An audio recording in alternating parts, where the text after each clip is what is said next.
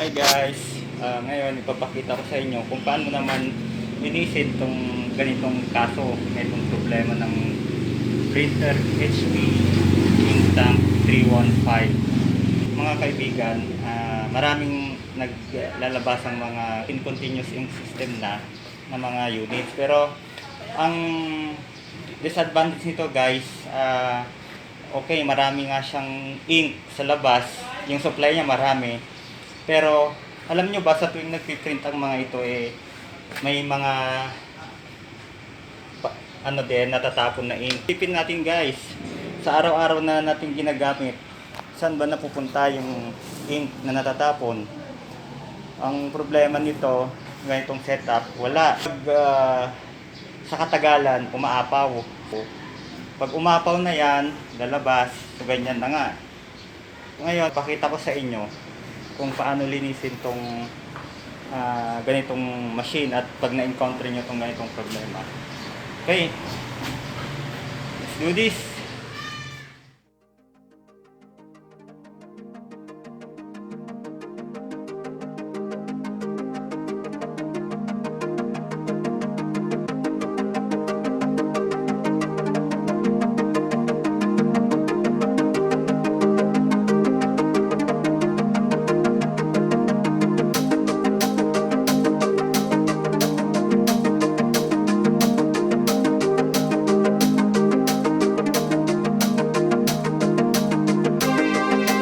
Sa loob nito, ayan o.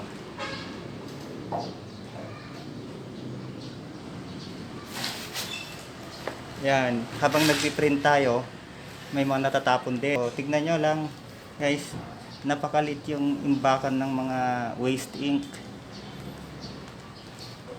Unlike yung mga dati, yung mga traditional mga sinaunang CIS, meron tayong diskarte, mga Pinoy o kahit sino man yung gumagawa. Ayan, nilalabas yung tangke. O, pag nagpiprint ito, itong unit na to, lalo pag nagki-clean no or print, dito na pupunta.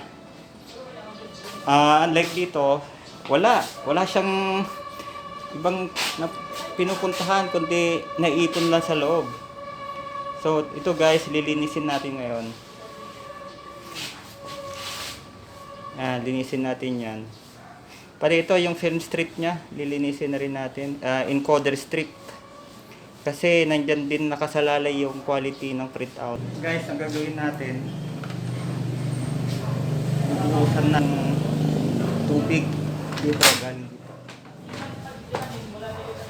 dito sa side na to, pa ganyan, para diretso siya sa baba.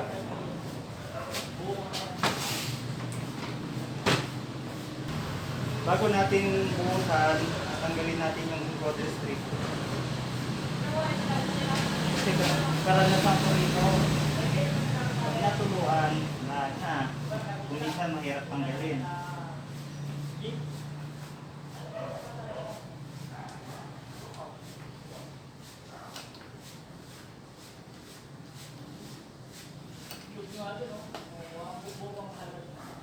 Yan. So, ang encoder strip guys, ang hint nyo na lang, ito, mayroon siyang sulat, so that pagka binasa nyo, ay readable siya, hindi siya nakahiga.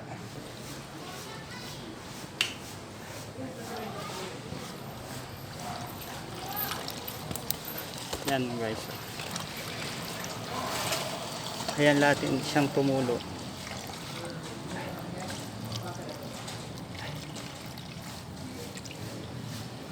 Don't worry, wala naman siyang electronic sa part na yan.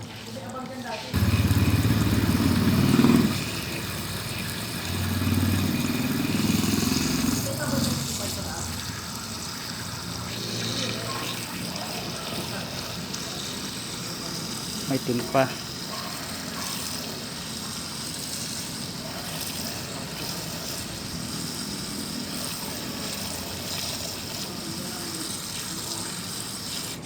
Itab lang natin.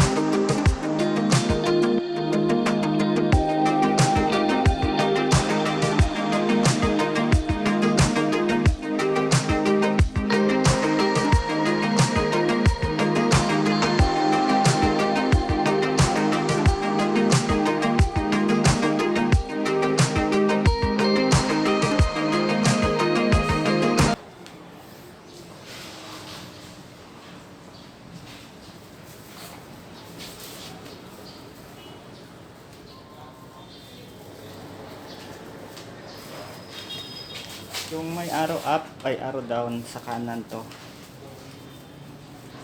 Kanan. Ito yung kaliwa. Yung bilog.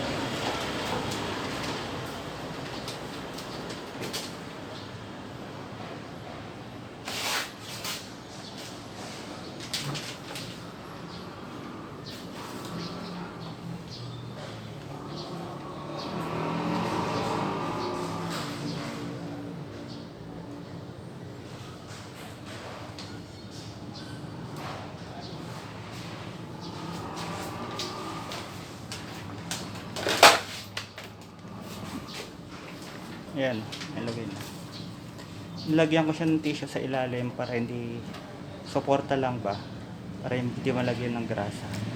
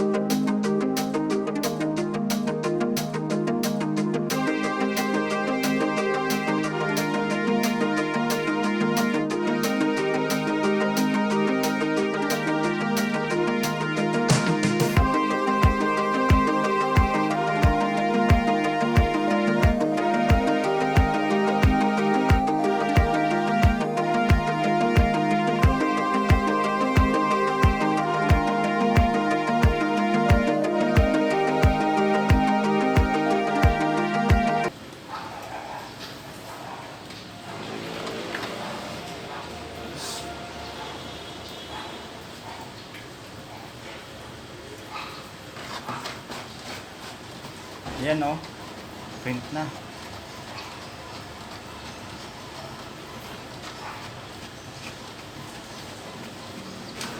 Ayos na. Okay guys, so nakita natin, nag-print naman siya. Tapos ito, wala na yung tagas sa baba. Malinis na siya. Yan. May bakas. Pero ang titignan niya sa ilalim, malinis na. Kasi tinanggalan naman na natin lahat ng ink na natapon sa loob.